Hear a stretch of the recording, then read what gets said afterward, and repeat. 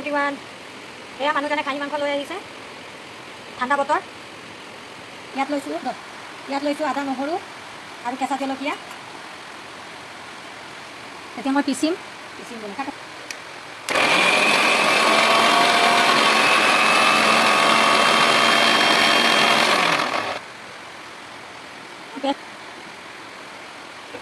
কাটলো হয়।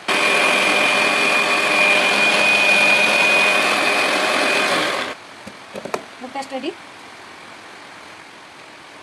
পেষ্ট বনোৱাত সোৱাদ অনুসৰি নিমখ দিব, তাৰপিছত অকণমান জিৰা দিব, ধনিয়া পাউডাৰ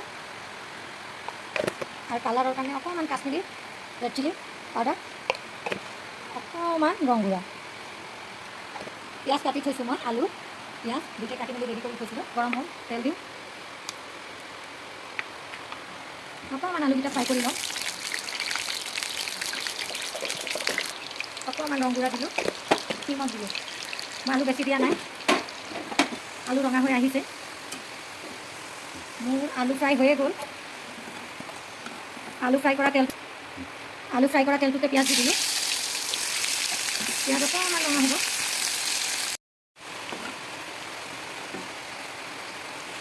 পিঁয়াজ গল্ডেন কালাৰ হৈ গ'ল, পেষ্টটো মই দি দিলোঁ।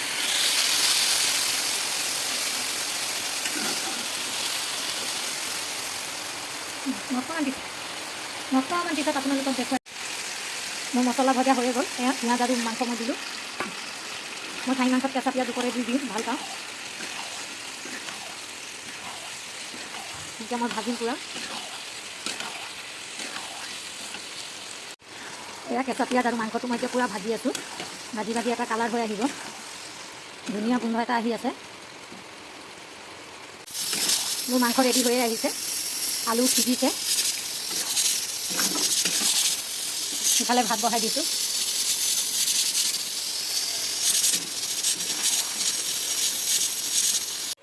এয়া মাংস হৈ গ'ল, মোৰ মাংস ৰেডি।